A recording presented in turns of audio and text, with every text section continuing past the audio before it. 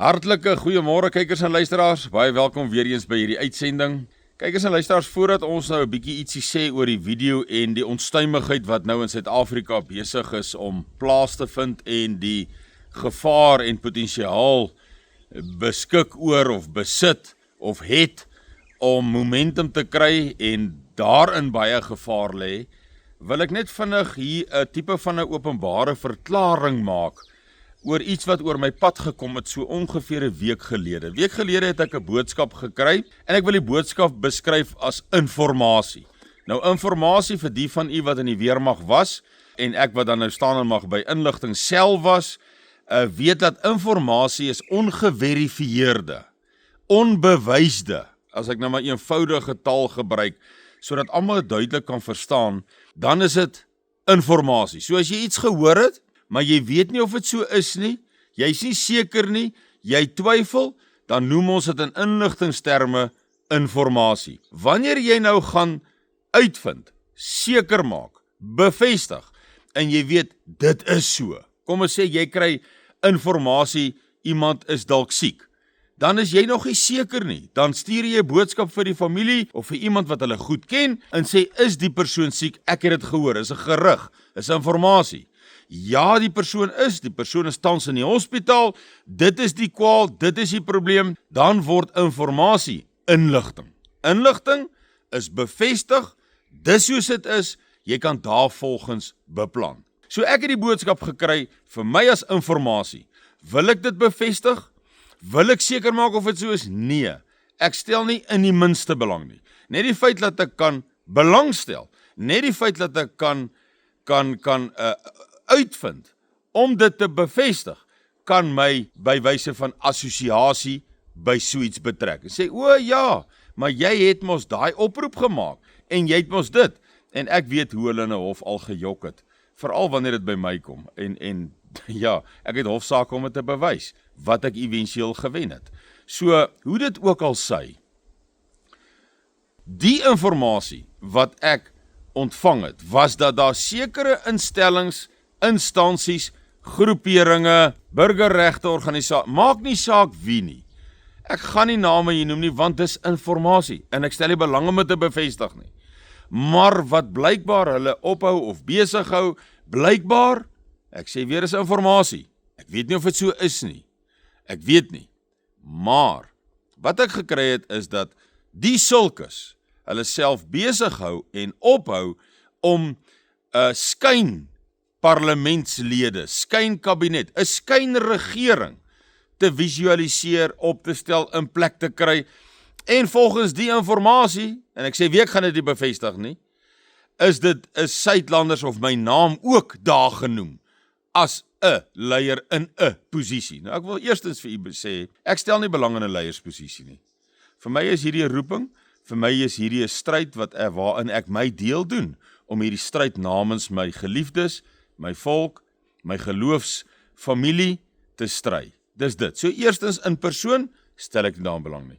Maar in terme van professionaliteit, stel ek ook nie in so iets belang nie, want ek kan vir u noem, en ek hoop ook dit waarsku, as daar mense is wat sulke dinge doen, gaan ek hierdie as 'n waarskuwing rig, terwille van u, nie nou Suidlanders nie, nie nou ons instansie, ons inisiatief, wat 'n noodplan daar het om ons mense te help, volgens die Genève Konvensie, se riglyne en reëls en wat daarmee saamgaan nie, wil ek maar net vir u sê dat dit is 'n waarskuwing rig, en dit is dat al die vorige organisasies, groeperinge, individue, wat hierdie tipe van aksies geloods het, voor die tyd gesê het, daai ou, jy gaan minister van finansies word, daai ou, jy gaan minister van dit word, daai ou, jy gaan, en so sommer poste uitdeel, en die een persoon, jy gaan president word, en hoe dit ook al sy, sonder uitsondering, het hulle almal in die gevangenis beland, sommiges korter, sommiges baie lank. So, wees versigtig, die Vader se tyd vir alles, sal ons nie, ek sê dit altyd vir u, daar is nie 'n kortpad nie. Ons as 'n volk sal daar beland waar die profeseë vir ons gesê het. Ons sal daar doen wat die profeseë vir ons gesê het. En wanneer ons dit gedoen het, op die Vader se tyd, dan sal hy die geskiedenis, wat klaar in die profeseë vir ons gegee is, dan nou laat plaasvind en gebeur en in vervulling laat gaan. So ek wil net die verklaring wat ek hierby wil uitreik, is ek het niks met so iets te doen nie, ek wil ook nie iets met so iets te doen hê nie, ek stel nie in die minste belang nie, nie eers om daardie berig te gaan verifieer nie. So min stel ek en Suidlanders daarmee saam in so iets belang. Ons stel belang om in hierdie onstuimige, ongure, onvoorspelbare, revolusionêre, anarchistiese, chaotiese toestande wat vir ons loer op die horison, vir ons loer aan ons voordeure klop as 'n oorblyfsel.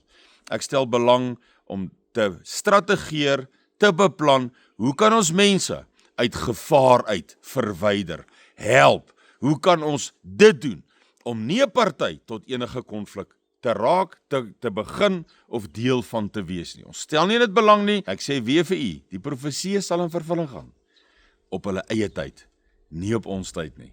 So, ek wou maar net hierdie vir u sê, ek stel nie belang in sulke, al stel hulle vir my in wat se posisie aan, ek stel nie in die middel, ek wil dit nie eers hoor nie, so, dit is nou klaar genoem, ek wou dit sê, ek het gevoel ek wil dit graag op 'n video sê, vir al die vervolgingsgesagte, om dit duidelik en onteenseglik te hoor. Ek is nie betrokke nie, ek stel nie belang nie, en ek sal ook voortaan nie kommunikeer met mense wat hulle met sulke aksies ophou of besig hou nie.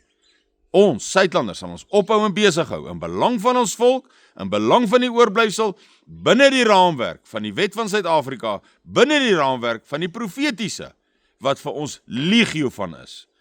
En dan is ons op die regte plek. En dan glo ek, is ons op daardie koers wat Oom Siener gesê het, ons is op ons eie koers. Dis 'n koers, gerig in liefde teenoor ons naaste, gerig in geen haat teenoor enige ander nie, gerig binne ons geloof en ons godsdienstbeoefening, waarby die profesie ook 'n deel uit die aard van die saak uitmaak, behoort uit te maak vir enige gelowige op hierdie aarde. Want ons sien profesie op 'n internasionale vlak in vervulling, sien ons hulle in vervulling begin gaan. So ek wou net gou dit vinnig, en dan wil ek maar net rondom die onstuimigheid, wil ek maar net vir u sekere waarnemings, wat ek waargeneem het, u het nou die video gesien in die begin, u het gesien die getalle is nie klein nie, dis redelik groot, wat belangrik is om op te let, en dit is maar opleiding wat uit my verlede, toe 'n mens staande mag by inligting was, is jy sekere dinge geleer om na te kyk, op te let, om die traject en die intensiteit en die traject, waarheen hierdie optog, wat sê dit wat jy sien vir jou? Wat sê dit vir jou? Is dit maar net 'n ou wat kwaad is oor hy nie geld gekry het nie, en nou is daar 'n protes? Is dit 'n ou wat kwaad is oor daar nie warm water of koue water of badkamer geriewe is nie? Of is hy 'n politiese of iets anders en iets meer hier agter? En wat ek hier begin sien, en u kan vir my sê in die kommentare wat u ook sien, die mense wat die Afrika kultuur en revolusionêre navorsing 'n bietjie gedoen het, wat ek hier sien, is eerstens dat baie van hierdie optogte nou dra en is baie goed met tradisionele wapens toegerus. So dis nie net 'n optog waar 'n oue tak langs die pad opgetel het, of 'n asblik deksel, of 'n klip, of 'n iets nie. Dit is amper 'n tipe van 'n uniform, as ek dit nou so kan noem, weens 'n gebrek aan beter beskrywing. Is dit skilde, knopkieries en stokke wat jy kan sien is voorbereide tradisionele wapens. Dit is nie net 'n stok wat 'n besemstok is wat die ou gou gegryp het toe hy uit die kombuis uit gehardloop het na die optog toe nie. Dit is voorbereide tradisionele wapens wat klaar vir my sekere boodskap gee, sekere iets sê. Dan wat ek duidelik opmerk in die laaste, veral in Natal, en dit lyk of hierdie xenofobiese, hierdie march to march, of hierdie hele eskalasie, of dit nou in ander stede ook geloods en gaan begin plaasvind. Baie gevaarlike ding wanneer dit momentum sou kry. Baie gevaarlik. Baie. Ons het video's, ek gaan nie dit speel nie, is grafies, waar hulle hierdie mense al aanrand, hierdie mense seermaak, en in sommige gevalle selfs brandstigting.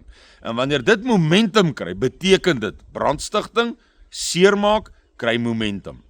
En wanneer hierdie tipe van aksie momentum kry, dan begin jy 'n revolusie, anargie, chaos inbeweeg.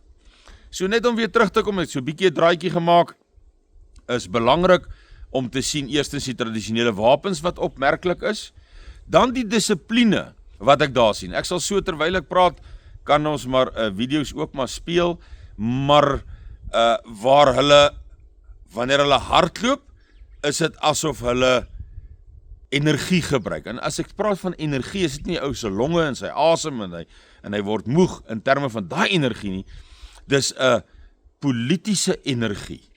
Dit is 'n ander energie wat ek in van hierdie optogte verseker raak sien, sonder twyfel.